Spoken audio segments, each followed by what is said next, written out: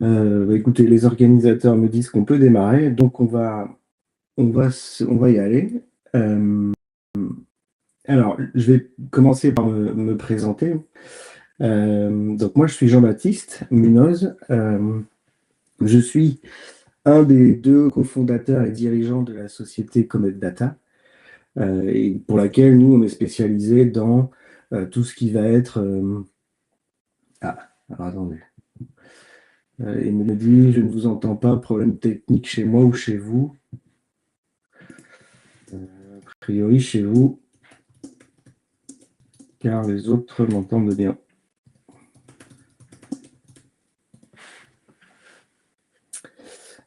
Euh, donc, la spécialité qu'on a pardon, chez Comet Data, ça va être déjà qu'on a tous, toute l'équipe, des parcours un peu atypiques, on va dire ça comme ça. Puisque moi, par exemple, je suis diplômé de 2 masters, avec un premier, une spécialisation plutôt en finance et une autre en développement informatique en spécialité Python. Et tous les data analystes qu'on peut avoir ont eu une vie avant dans l'industrie ou dans le retail, des choses comme ça.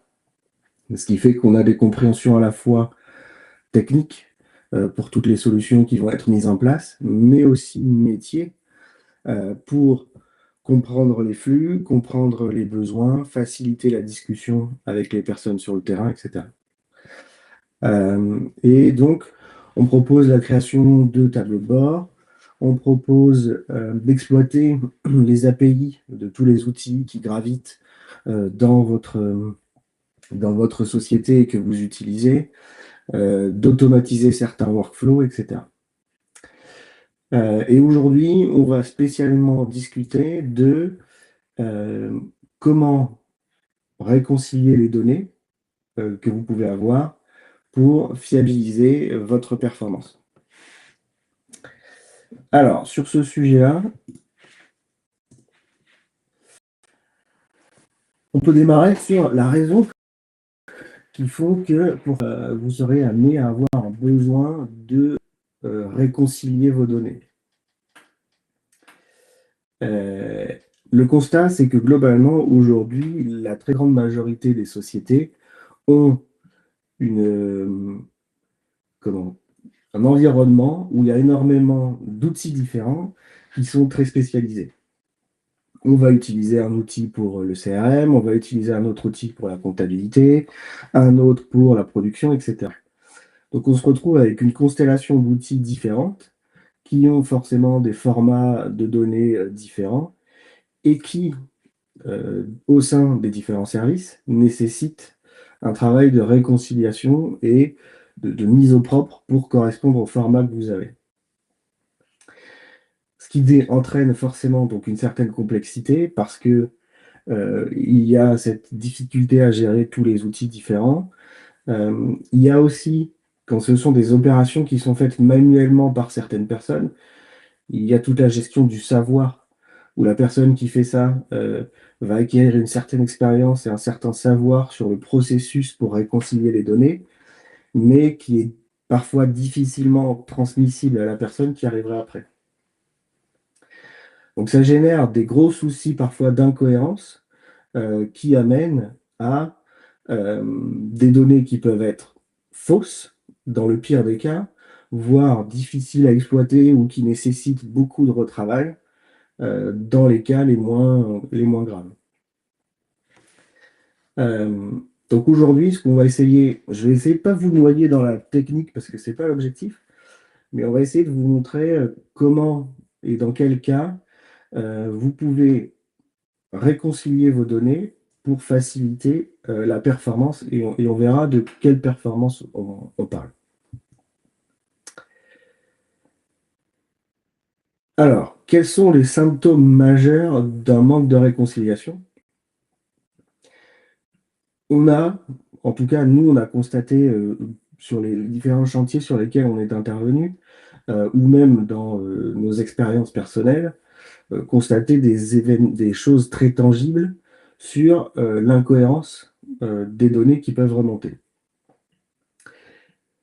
Un cas, par exemple, ça va être, on arrive en réunion le lundi matin, chacun a fait un peu sa cuisine de son côté avec les données qu'il est allé récupérer pourtant sur les mêmes outils, et une personne a un chiffre et une autre personne d'un autre service a un autre chiffre.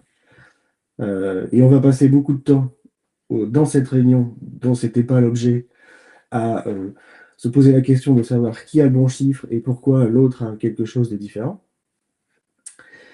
Et en général, ça s'arrête là. C'est-à-dire que même si on arrive à trouver la raison pendant la réunion, une fois qu'on a trouvé la réponse, on déroule la réunion et on arrive le lundi suivant, parfois avec le même problème. On a d'autres cas où c'est encore un cran au-dessus, où on se rend compte que parfois, les tableaux qui ressortent sont, on a eu le cas comme ça, les niveaux de marge en euros étaient supérieurs au montant du chiffre d'affaires lui-même. Alors ça n'a pas forcément alerté la personne qui l'a fait au début, mais c'est quand même un petit peu surprenant. Et je leur ai demandé, si c'était avéré, je leur ai demandé la recette, mais ils ne me l'ont pas donné encore. Donc ça, c'est vraiment sur la production de données et dans les outputs, donc dans la production finale que ça génère des soucis. Ça en génère d'autres au niveau de la gestion du temps, que tout ce travail qui est fait parfois de manuellement aller extraire ces données, qui aussi parfois peuvent être lourdes, nécessitent des capacités Excel supérieures, etc., prennent beaucoup de temps à la personne qui le fait, du temps qui est très souvent à faible valeur ajoutée, puisqu'elle ne fait que copier, coller, transformer les données pour qu'elles puissent être exploitées au format qui vous va bien. Et donc, parfois aussi des difficultés à tenir les deadlines qui ont été fixées, parce que beaucoup de travail pour pouvoir produire ces données. Alors, si on finit ce qu'on entend par réconciliation des données. Aujourd'hui, il y a plusieurs définitions qui peuvent s'inscrire dans ce terme, mais moi je le définirais comme ça, c'est vraiment l'idée de collecter des informations qui proviennent de sources variées, souvent dans des formats qui eux aussi sont différents et non harmonisés, et dont l'objectif, ça va être d'unifier toutes ces sources dans un référentiel unique et cohérent.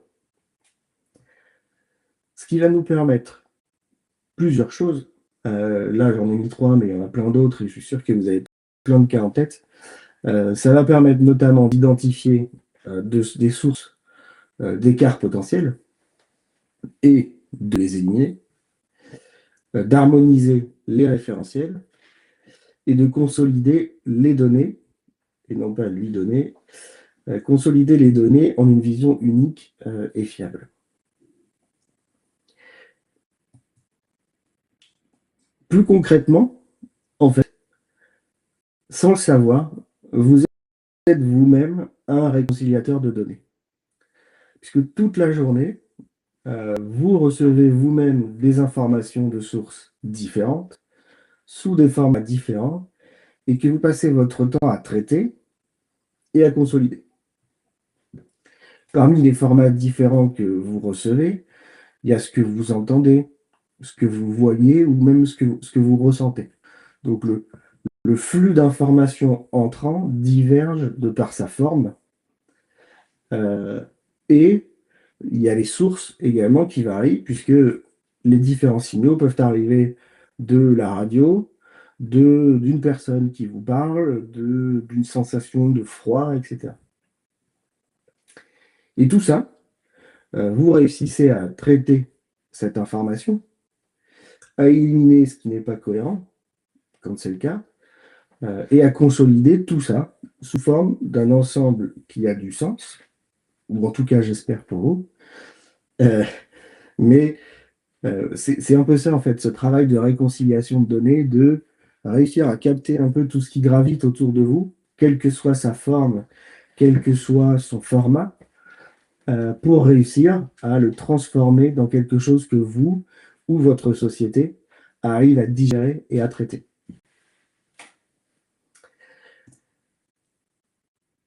Comment est-ce qu'on fait ça?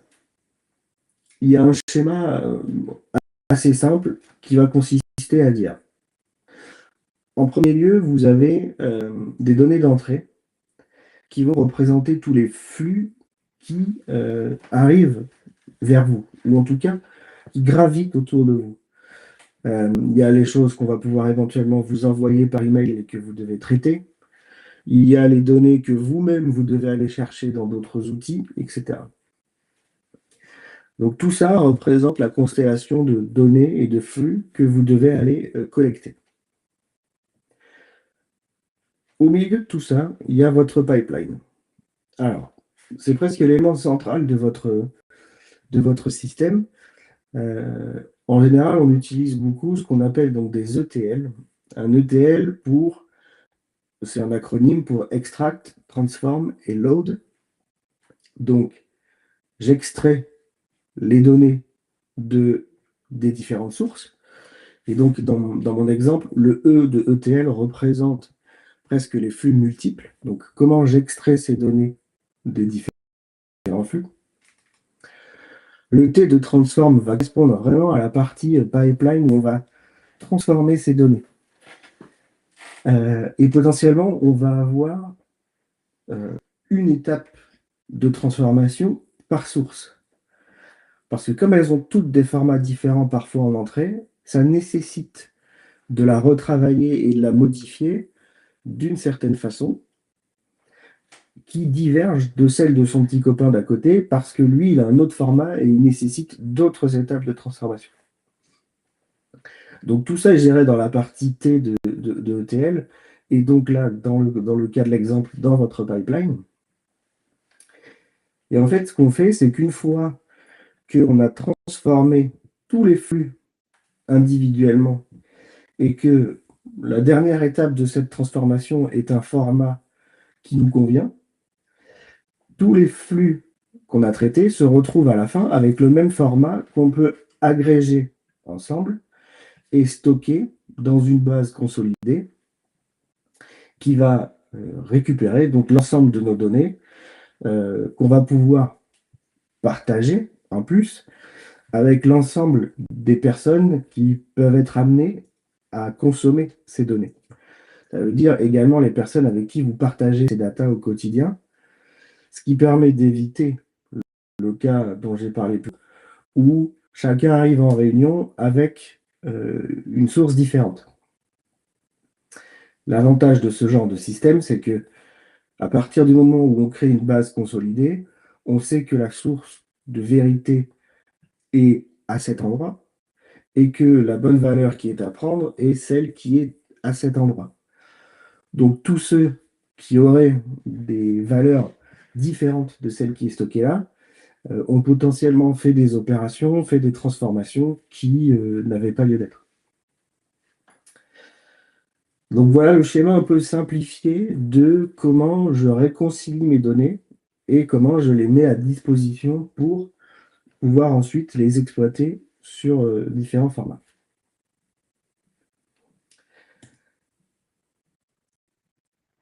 Si on prend l'autre partie du sujet de ce webinaire, on a discuté de la partie réconciliation des données. Si on parle maintenant performance, qu'est-ce qu'on entend par performance?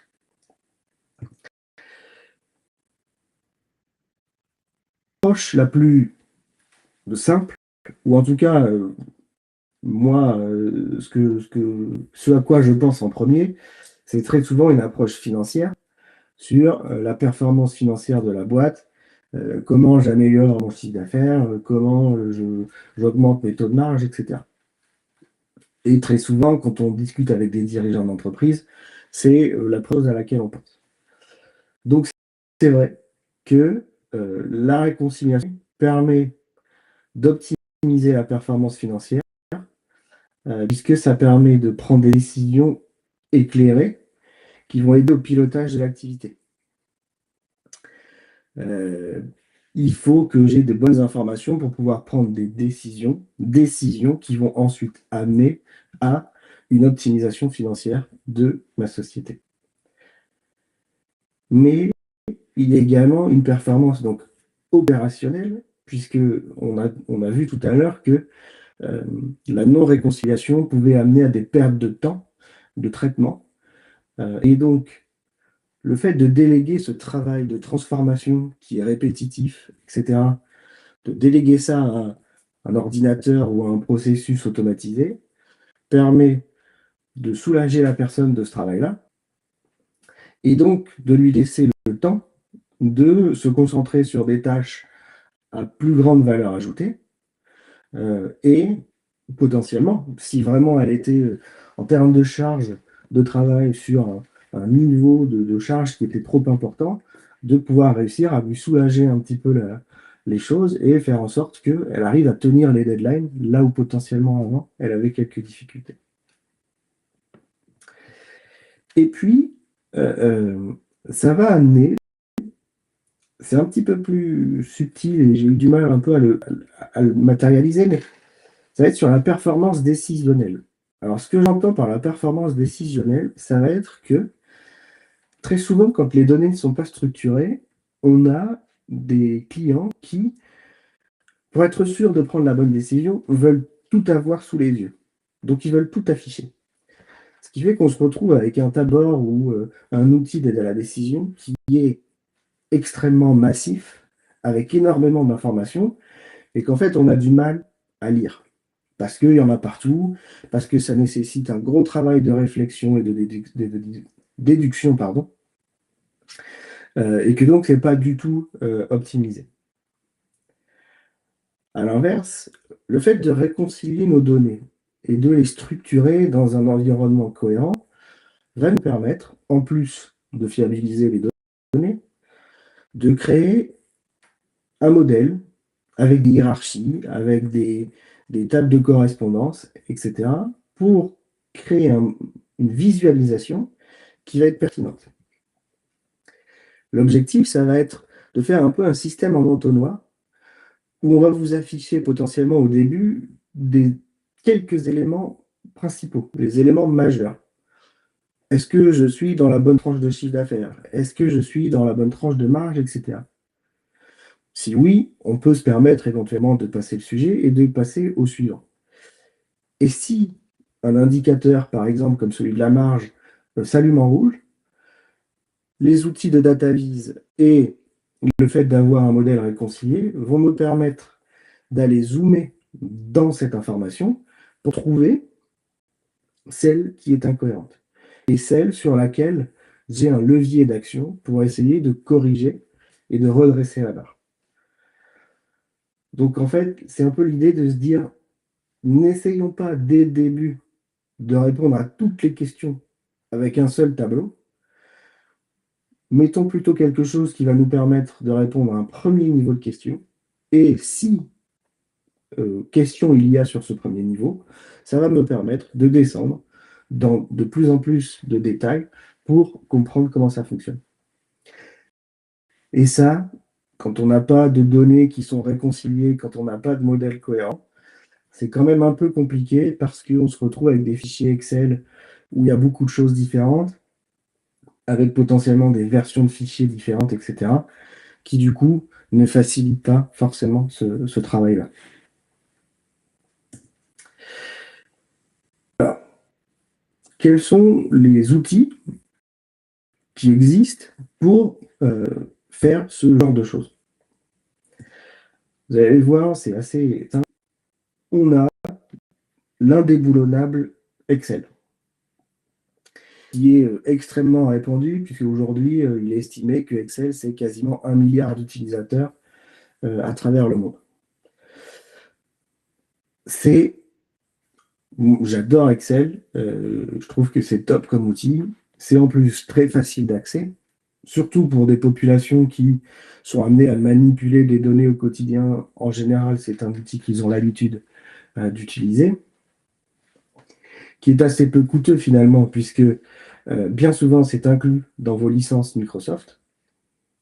Par contre, Le côté un peu moins sympa d'Excel, c'est que quand il y a des gros volumes de données, et je suis sûr que vous l'avez rencontré, déjà il y a une limite physique à un tableau Excel, à 1 million et quelques lignes, mais même parfois sans atteindre ce million, quand vous avez des très gros fichiers et que vous essayez de l'ouvrir, ça met des plombes à essayer de s'ouvrir. Quand vous essayez de faire un filtre, il faut attendre quelques secondes pour que ça s'actualise, etc. Et Excel a aussi ce côté où on peut très facilement euh, ripper sur notre clavier, effacer une donnée ou ne pas faire la bonne formule, pas tirer la formule jusqu'en bas, etc., qui va faire que on a potentiellement plus d'erreurs que dans des outils plus modernes ou plus adaptés à ce genre de solution. Donc le niveau d'après, le niveau supérieur, ça va être tous les outils de data viz qui existent aujourd'hui, comme Power BI, Tableau, Looker, Qlik, il y en a pas mal, qui eux sont spécialement conçus pour restituer ce genre d'informations, qui ont des ETL intégrés, même si dans Excel, on peut aussi utiliser l'ETL de Microsoft qui est Power Query. Donc Excel a aussi cet avantage-là. Mais les outils de data viz, en revanche, ne sont pas tellement prévus pour aller y faire de la saisie de données comme on le ferait dans un Excel, par exemple. Donc, quand on a des besoins de simuler différents scénarios, de faire des calculs pour estimer certaines choses, c'est parfois pas toujours l'outil le plus adapté, puisque ces outils de data viz sont vraiment un outil de restitution et d'analyse plus qu'un outil de traitement. C'est pas un tableur. Et parfois, il y a une petite confusion parce que les gens auraient tendance à s'attendre à un comportement identique à celui d'Excel, alors que c'est pas tout à fait le même objectif. Et enfin, la dernière étape, ça va être le développement donc, de solutions complètement sur mesure. C'est-à-dire que là, vous avez votre propre base de données. Et par base de données, on entend les bases de données relationnelles, SQL ou non SQL, c'est comme on veut. Une interface qui va nous permettre de communiquer avec cette base de données, d'afficher les tableaux de bord, les analyses qu'on veut. Et l'autre avantage de ce développement sur mesure, c'est que on peut avoir quelque chose qui est exactement comme on a envie qu'il soit. Parce que parfois, quand on utilise des solutions standards, on veut peut-être des choses qui ne sont pas possibles avec cet outil. Il y en a également qui sont possibles qu'on n'utilise pas. L'avantage du sur-mesure, c'est que c'est vraiment complètement comme on veut. Par contre, c'est plus difficile et plus long à mettre en place et plus difficile à maintenir. C'est-à-dire que là, vous allez avoir besoin de développeurs qui vont maintenir, qui vont faire évoluer la solution, etc. Donc voilà parmi les outils qui existent un petit peu et qui vous permettent de faire ce travail donc de collecte, de réconciliation, transformation et de chargement dans une base. Ça, c'était pour euh, donc, je pense que c'est pas la peine de rentrer beaucoup plus dans le détail. Je vais vous donner plus cas pratiques et de ce à quoi ça ressemble concrètement dans ce qu'on pourrait être amené à faire. Donc, j'ai pris quelques cas clients qu'on a pu avoir, sans les nommer, et qu'on va regarder un petit peu pour voir quelles étaient les difficultés, les besoins et ce que ça implique en termes de transformation, etc. Donc, on va avoir un premier cas qui est une petite PME du bâtiment. Alors, petite PME qui s'en sort quand même pas mal, mais qui avait une difficulté, lui, c'est que il n'arrivait pas à avoir une vue d'ensemble de son activité, donc de sa société du bâtiment, sans avoir à aller naviguer dans plein d'outils différents. Je vous ai remis, alors sa stack technique, c'est vraiment les outils qu'ils utilisent en interne pour ceux à qui ça parle. Mais voilà, c'est pour l'exemple. Et donc lui, sa demande, c'était pouvoir piloter toute son activité depuis un seul endroit. On va voir également le cas d'un groupe industriel qui, lui, utilisait un outil depuis des années. Et en fait, cet outil est complètement basé sur Access. Access étant une technologie en train de mourir et que Microsoft ne maintient plus, l'éditeur n'a pas souhaité spécialement faire évoluer sa solution et donc ferme. Ce qui fait que ce groupe-là n'a plus d'outils qui lui permet de faire ce qu'il a besoin de faire. Donc en gros, là, l'objectif, c'était de venir remplacer un outil qui s'arrêtait. Et enfin, le dernier cas qu'on a, c'est donc un grand groupe en hyper-croissance, où là, on a quasiment des niveaux de chiffre d'affaires et de volume d'activité qui doublent chaque année. Donc une croissance très rapide, très forte, avec derrière un fonds d'investissement qui injecte énormément d'argent et qui ont des demandes très fréquentes avec des exigences de délai extrêmement rapides et donc qui nécessitent un processus un peu agile sur comment on fiabilise tout ce qu'on récupère de partout, comment on répond aux attentes pour que on puisse faire tout ce qu'on nous demande de faire. Alors, j'ai essayé de faire des animations et ça ne marche pas super. Bref. Le cas de la PME du bâtiment. Alors, parmi les sources qui existent, la première qu'on a eu à traiter, c'est l'outil métier principal qu'utilise cette société, qui est une solution Sage. Et donc, il y a une base de données qui est hébergée sur un serveur local chez ce client-là et qui contient toutes les informations sur les différents devis que la société a pu émettre, sur tous les chantiers qui sont en cours, sur la facturation qui est faite de ces chantiers-là. La difficulté de cet outil, c'est celle que nous, on a rencontrée en tout cas. On peut constater que c'est un outil, pareil, qui est un petit peu vieillissant et qui a été développé par couches successives, pas forcément très bien conçu et pas très facile à exploiter. Beaucoup de choses aussi que demandait le dirigeant qui n'existaient pas dans la solution. Et l'éditeur Sage qui n'est pas particulièrement ouvert à la discussion pour faire évoluer les communications entre les systèmes. Donc ça, c'était une première source d'information qu'on devait récupérer.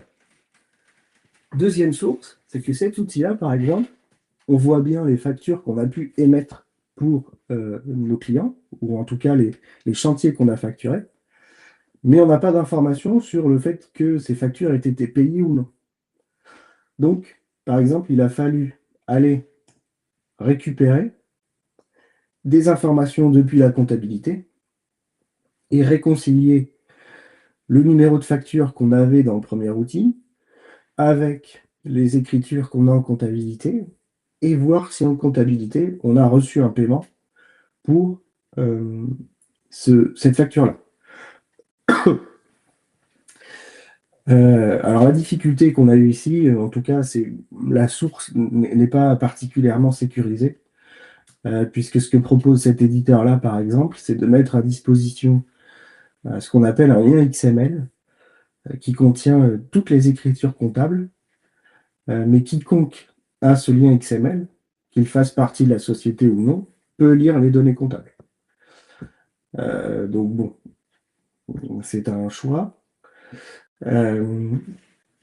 Et la troisième source d'information, par exemple, qu'on a eue dans ce cas-là, ça a été Dans ce qu'il voulait voir, le dirigeant, il y avait également le pilotage de sa flotte de véhicules, qui représente quand même une certaine charge annuelle. Et donc, il y a des véhicules professionnels qui sont équipés de boîtiers, et ces boîtiers envoient plein d'informations sur le kilométrage, sur la consommation, etc. Et il sait que tous les X kilomètres, il va avoir les pneus à changer, la révision à faire, etc. Et donc, via une API qui était mise à dispo par la personne, ou en tout cas par l'entité qui exploite ces boîtiers, on a pu collecter également toutes les informations sur sa flotte de véhicules et lui donner donc des niveaux d'usure, anticiper des besoins de changement ou de réparation, voir également la consommation. On voit également par conducteur qui a le pied un peu plus lourd que les autres et comment ça impacte la consommation. Et donc, pour vous donner l'exemple de ce dirigeant-là, ce qu'il nous avait fait, c'est pour les chantiers, ils ont une très grosse imprimante au format A1. Donc, c'est des feuilles de papier qui font la taille d'une table. Et là-dessus, il nous avait dessiné son tableau de bord tel qu'il le voulait, avec ici, j'aimerais voir tel truc, ici, j'aimerais voir ça. Et donc, ça nous a beaucoup guidé sur le produit final. Mais on a eu énormément de données à réconcilier. Et donc, ce qu'on lui a livré aujourd'hui, donc il y a la version Power BI desktop, donc celle qu'il visualise sur son ordinateur. Et puis, il voulait une version un peu plus condensée pour son téléphone, avec certains métriques qu'il voulait pouvoir consulter rapidement sur téléphone. Donc, on a fait les deux. Et aujourd'hui, donc, il est en capacité de faire le suivi de tous ces chantiers, aussi bien depuis le chiffrage de ces devis, le taux de conversion de ces devis, sur ces devis, le niveau d'avancement de production, le niveau d'avancement de ses débours, donc des dépenses qu'il fait pour alimenter son chantier, pour les fournitures, tout ce qu'il reste à délivrer sur son chantier, si ça a été payé, etc. Ce que ça a changé, c'est qu'on a inversé un petit peu le momentum sur quand il regardait le niveau de marge de ses chantiers. Avant, comme il était très souvent en retard dans la production d'analyse, il faisait un constat une fois le chantier terminé sur voilà quel était le niveau de marge du chantier, mais c'est un constat. Donc si le niveau de marge n'était pas bon, c'est trop tard. Aujourd'hui, il est en capacité d'avoir à tout instant le niveau de marge actuel du chantier et de se dire peut-être qu'il y a des choses à revoir, peut-être qu'on a trop dépassé, il faut que je fasse un avenant au contrat, ou peut-être que ça me reviendrait moins cher de sous-traiter une partie de l'activité et de ne pas la faire en direct. Donc, ça lui permet également d'anticiper des problèmes de marge et de les corriger s'il y a besoin. Donc ça, c'était une des demandes. Il y a eu aussi donc, le sujet de la flotte de véhicules pour la mise en place de bonnes pratiques, pour travailler et rajouter ça dans le prévisionnel de trésorerie, puisque c'était un gros sujet également sur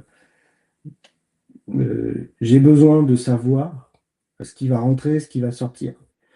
Donc lui, globalement, il paye ses fournisseurs, mais il a besoin également de voir où en est le paiement de ses chantiers et, en fonction de statistiques, de se dire, j'en ai 80% qui payent à temps, sur les 20%, je vais avoir 15 jours de retard ou un mois de retard, et essayer de faire un prévisionnel un petit peu comme ça de quelle va être sa situation de cash.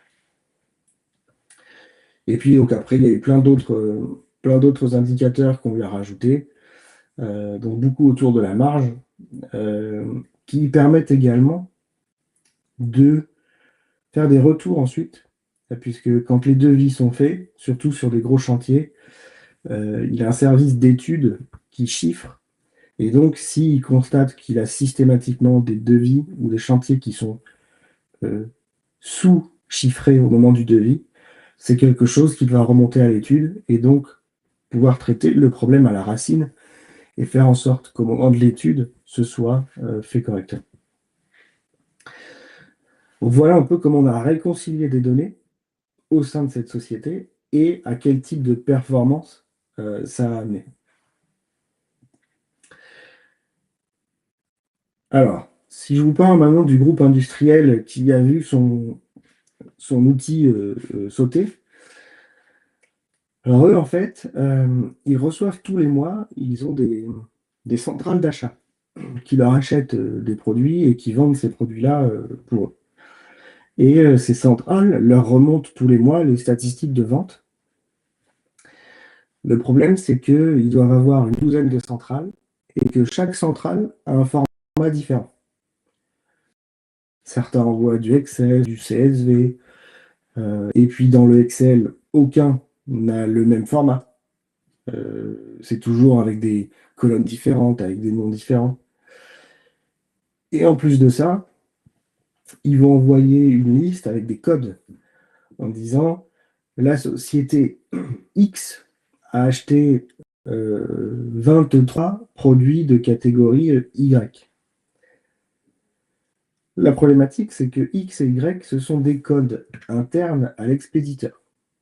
Et donc, que le destinataire ne sait pas lire sans avoir un travail de correspondance. Et ce travail de correspondance, il était fait au préalable par l'éditeur précédent qui avait un référentiel global de toutes ces centrales et de toutes les correspondances pour dire à la centrale numéro 1, ça s'appelle A, à la centrale numéro 2, ça s'appelle 18, et chez vous, c'est XRP. Et ça, on l'a perdu, tout ce travail d'absorption, d'assimilation. Donc il a fallu, premièrement, mettre en place tout un système qui permet de collecter les flux entrants. Donc là, c'est des emails. Quand les emails arrivent, de récupérer les pièces jointes et de stocker ces pièces jointes quelque part pour que se déclenche le flux de transformation. Et ce flux de transformation, donc là, on collecte des données, on arrive, comme je disais tout à l'heure, à les harmoniser sur un même format de fin. Mais ce format de fin, on a besoin maintenant de le faire correspondre à notre référentiel à nous. Donc, j'ai besoin de savoir maintenant, dans cette vision consolidée, quels sont les codes clients que j'arrive à comprendre en interne et les codes produits que j'arrive à comprendre en interne. Et c'est là qu'il y a la source numéro 2.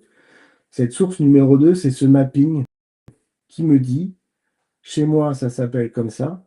Et en fait, quand la centrale numéro 1 me parle du code X, ça correspond en fait à ça chez moi. Même chose pour les produits, etc. Donc, bon, on a récupéré l'information et on l'a stockée, mais en mettant ça dans une base de données et non pas dans un fichier Excel, ça a nécessité également de créer une toute petite interface qui permet à des gens non experts de modifier des occurrences. Pour se dire, en fait, chez nous, ça s'appelle plus XRP, ça s'appelle XBC. Donc attention, je viens modifier l'enregistrement. Et tout ça, une fois que ça a été mélangé, on a mis ça, donc encore une fois, dans un rapport Power BI. Et ici, la petite application, on a fait ça avec une autre solution de Microsoft qui est Power Apps. Et donc, on a complètement remplacé l'ancien outil qui assurait la collecte et l'intégration. On a pu aller à un niveau du coup d'information qui était supérieur à celui qui était donné avant par l'éditeur, puisque c'était une interface imposée avec des résultats imposés. Et si on voulait aller plus loin dans l'analyse, il fallait extraire un fichier CSV de cette interface et faire les traitements qu'on voulait. Et notamment, le calcul donc, des RFA, les remises de fin d'année, c'est une espèce de cashback que fait ce groupe avec ces centrales-là, qui nécessitait pour eux d'aller extraire les données de vente qui étaient dans cet outil et de faire un gros travail de réconciliation pour calculer les niveaux de RFA qui allaient être rendus en fin d'année à ces centrales. Aujourd'hui, on l'a complètement automatisé. Et comme il y a très souvent des demandes en cours d'année de la part de ces personnes-là, ils sont en capacité à tout instant de dire aujourd'hui, en fonction du volume d'achat que vous avez fait, on est en capacité de vous dire que vous aurez tant en fin d'année. Et en plus de fiabiliser ce calcul qui n'est plus un truc Excel fait par quelqu'un dans son bureau. C'est un processus qui a été validé avec des règles définies et qui est complètement automatique. Et le dernier cas, alors relativement simple, puisqu'il y a des données qui n'étaient pas ouvertes à partager trop largement. Ici, donc, c'est un groupe en hyper-croissance. Alors chez eux, le souci n'est pas un souci de capacité financière ou quoi que ce soit. Le souci, c'est ils évoluent tellement vite que l'activiste a un petit peu de mal à suivre la cadence et que ce qui est décidé à un moment T en termes d'architecture informatique et de process évolue très vite du fait du volume d'activité. Donc on a chez eux des bases de données en Postgre, on a des data lakes très complexes sur Azure, on a tout plein de sources d'informations qui arrivent.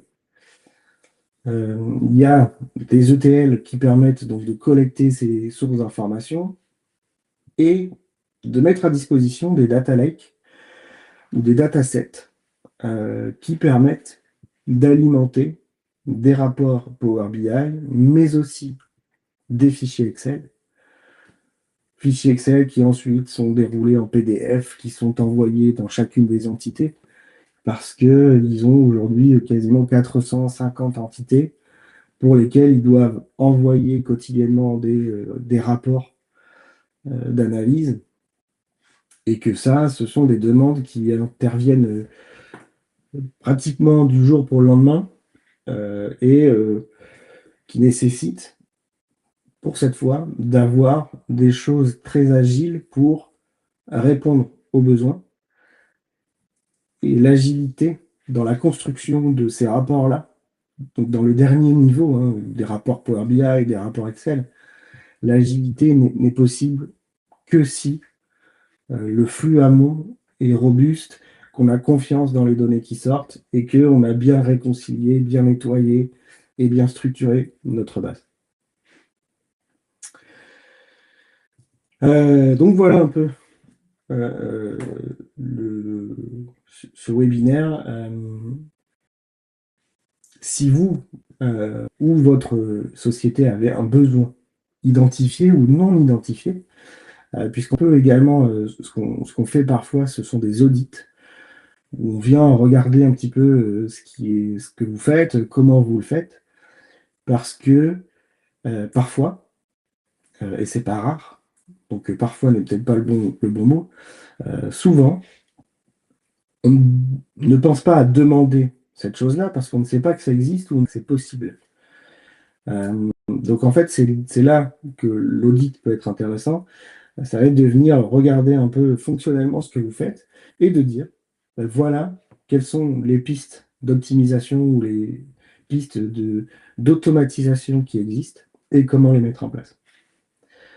Donc, dans le cas où il y a un besoin identifié, c'est plus facile. Dans le cas où il n'y en a pas, il y a quand même des solutions pour éventuellement optimiser les choses.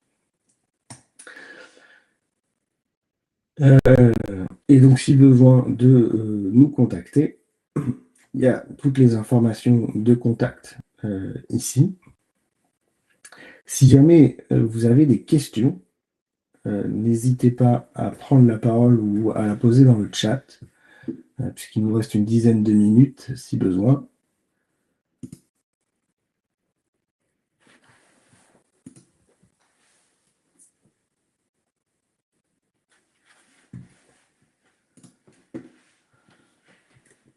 Alors, je crois qu'il n'y a pas de questions. Il ne reste plus qu'une personne. De toute façon, Laurent, pas de questions. Non, non, non, non, c'était très clair, Ok. en tout cas. Merci pour la présentation, en tout cas. Bon, bah écoutez, merci. Et puis ben, on va clôturer là. Et, Merci beaucoup.